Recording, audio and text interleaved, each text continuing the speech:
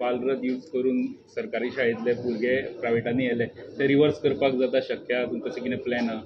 हांव मुद्दामून सांगता, हांव सरकारी शाळेचो पुरस्कर्तो आसा, मुख्यमंत्री आनी शिक्षण मंत्री, आनी म्हाका दिसता की समेस्ता म्हणजे गोंयकारांनी ह्यो सरकारी प्राथमीक शाळा वाचोवपाक जाय जर आसत जाल्यार तितून भुरगे वाचोवपाक जाय.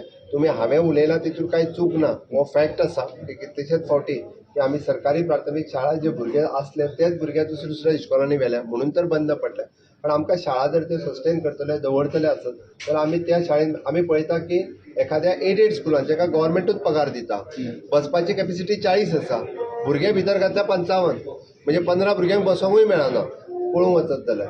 तेच जर सरकारी प्राथमीक शाळेन उरलेले ती आमच्या बाईचे तेंचेर लक्षय चड उरतलें आनी ती चड टायम दिवपाक शकतले आनी चड बरें शिकोवपाक शकतले. पेरंट्सांनी विचार करपाक जाय आनी मॅनेजमेंटानूय बी अशा पद्दतीन एक्सेस संख्या घेवची न्ही.